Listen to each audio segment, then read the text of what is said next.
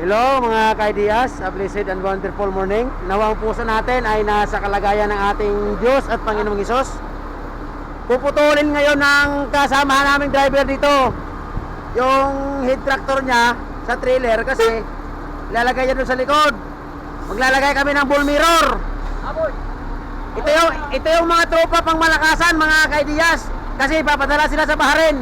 Ang tawag ng tropa nila, Tropa Peps. Diba Tropa Peps ang tawag sa tropa nyo, boys? Yan. Maglalagay kami ng bull mirror mga ka-ideas. Ayan kasi kailangan yan sa mga long distance. Yan, mga gitgitan ba. Maganda kasi pag may bull mirror ka, makikita mo yung sa surroundings mo. Unlike sa square lang na na regular na tawag doon na salamin, hindi mo makikita. Unlike sa bull mirror, makikita mo yung kumbaga, kung sa mga camera pa ba, parang naka 360 siya. Yun. So, aakyatin namin, dito kami maglalagay kasi wala kaming available na forklift. Ito malakas na driver to, chick boy to.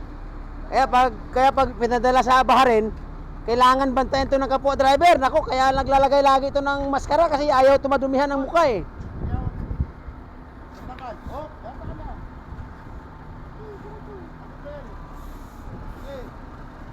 Ganda ng mga sasakyan nila mga ka-ideas. Magko-cross country na sila ngayon.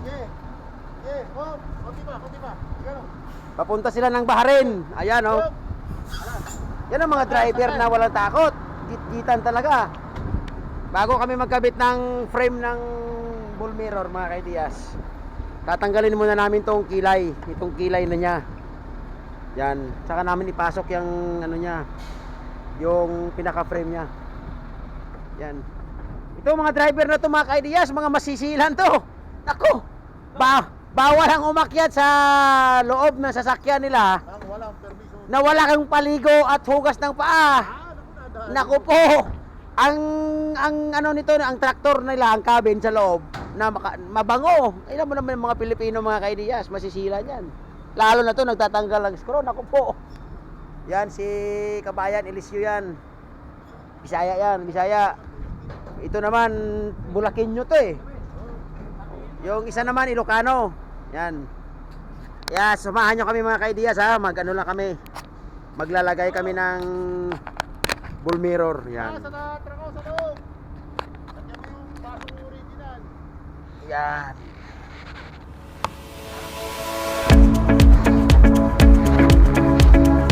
Sa kalagitnaan kami ngayon ng init. Pero ganun talaga ang buhay. Kailangan natin magbilad sa init upang malasap natin ang sarap ng buhay. Ang sarap ng kumain ng pagkain na sa sariling pawis natin ang galing. Di ba? Ha? Yun ang kagandahan yun ang advantage pag galing tayo sa hirap. Sanay tayo sa mga mahihirap na luwain. Boy. Minum ka. Boy, tirahin nyo na lang kayo habang nagsasayang ako. Ito naman ang gamit kailangan dito. Tinawag mo namin dito. Lahat. Alam ko yung mga mata, yung pagkakanta mo, ayaw mo yan sa sakiyo. Yun. Ito yung mga na dyan. Maganda yun. Nakikita ka sa sulit.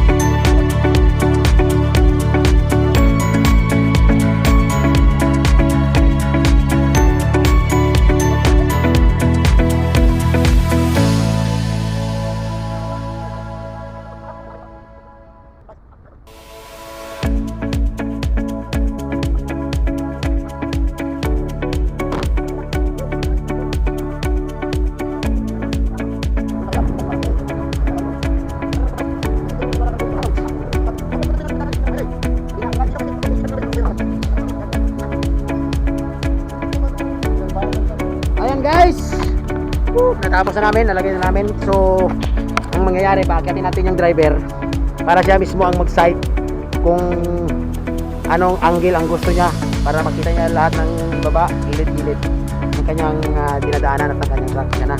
I-fix na namin yung mga screw sa kilay niya. Ano yung mangyayari, oh. Umakyat ka doon!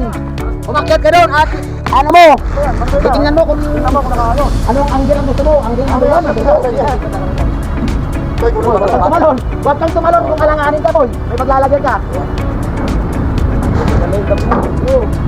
Yung mga dami ng mga nagpakarga, alam mo naman may lahi ng mga karga na kasuloy. Lumaki sa bundok ko, bubukit. Magkakarga ito ng araw ng 2 sako kayo nagpalitan lang. Ay, nagpapalitada ako, ganyan ang gamit yung araw.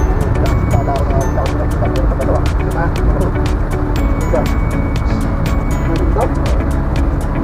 Boy, hindi yata ito. Ito.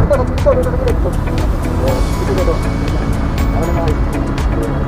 Sabihin. Putik-putik! Ang tanda!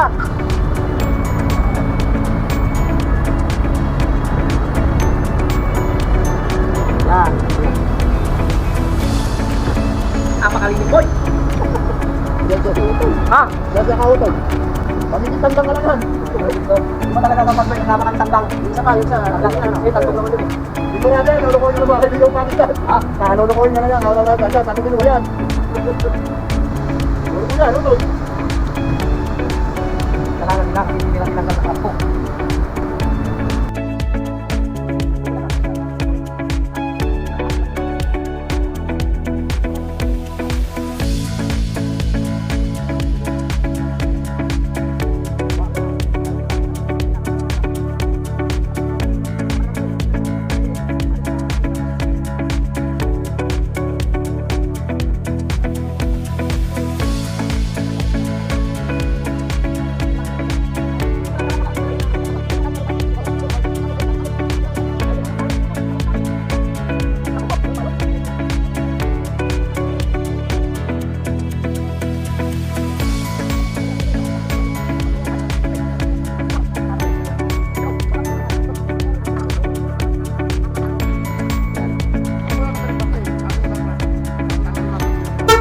Yeah! Matinding driver, oh. Talagang reading na yan para sa Bahrain. Atras mo! Siguradong atras! Yun! Nadali mo! God bless! Salamat!